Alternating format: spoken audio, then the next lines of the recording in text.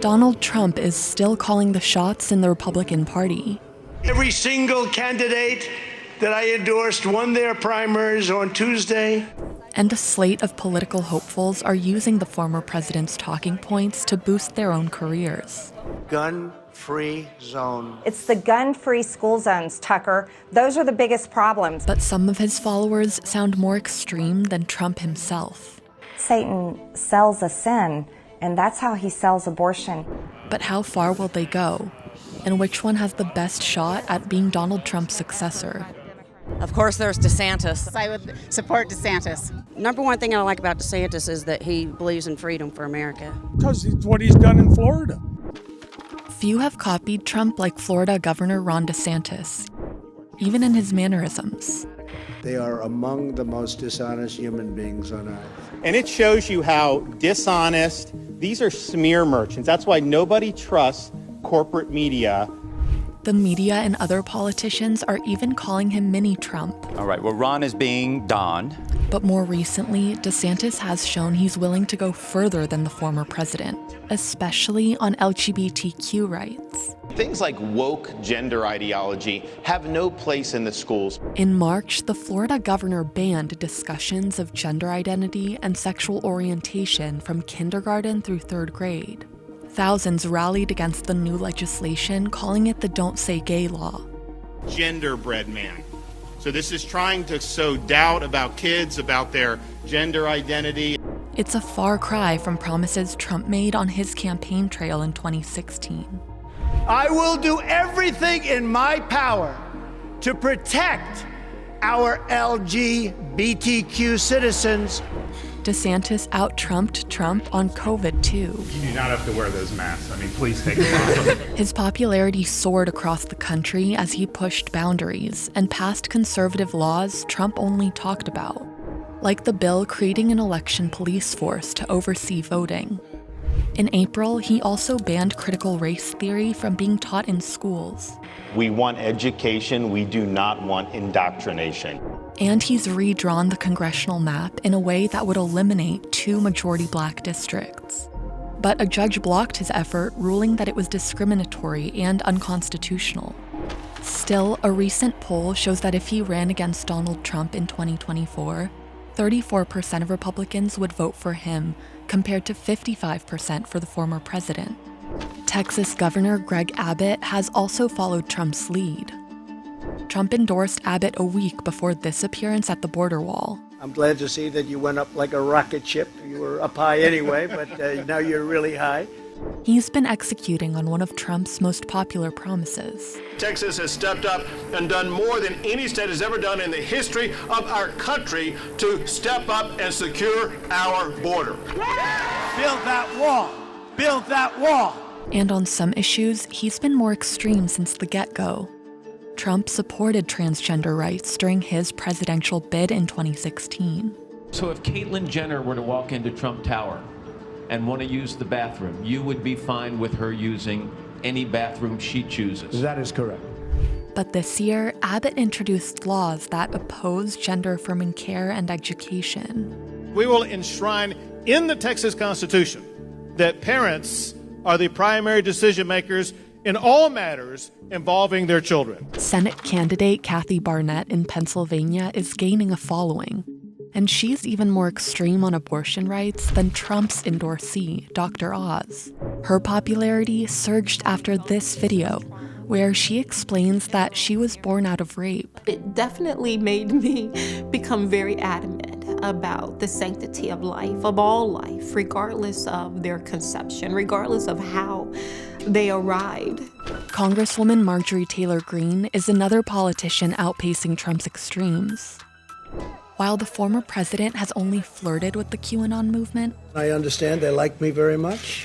Marjorie Taylor Greene has made her name off the debunked conspiracy theory. According to him, many in our government are actively worshiping Satan. And she's even said that Satan manipulates women into getting abortions.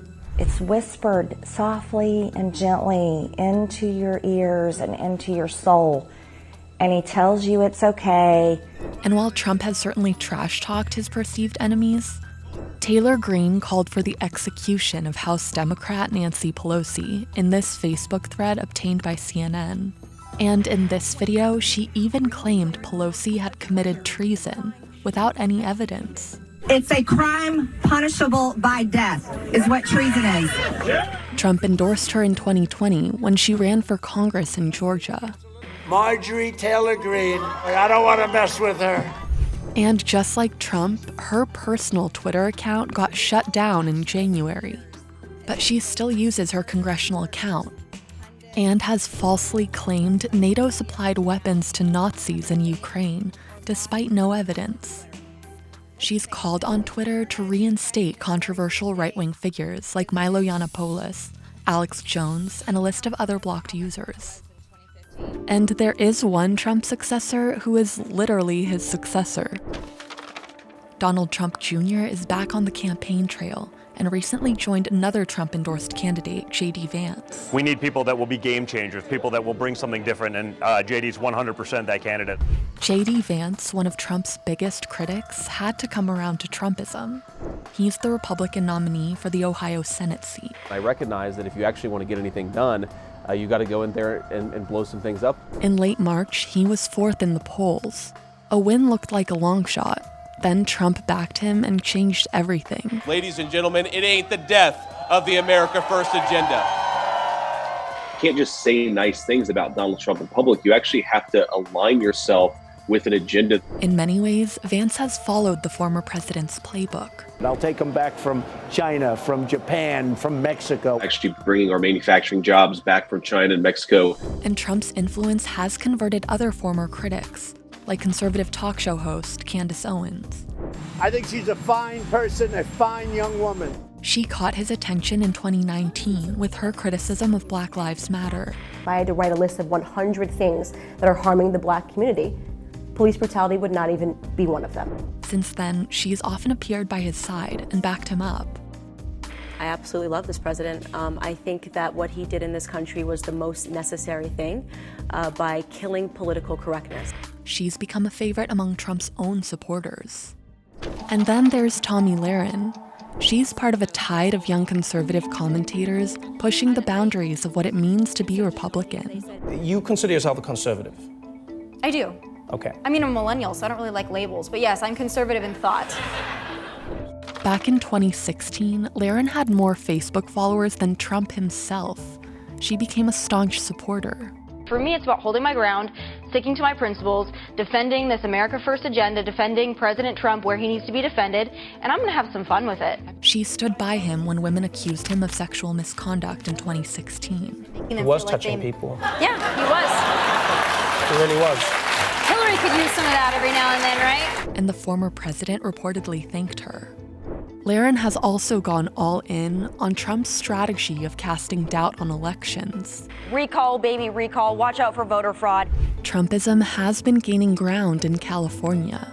In August 2021 alone, voters launched recall attempts against more than 70 elected officials in the state.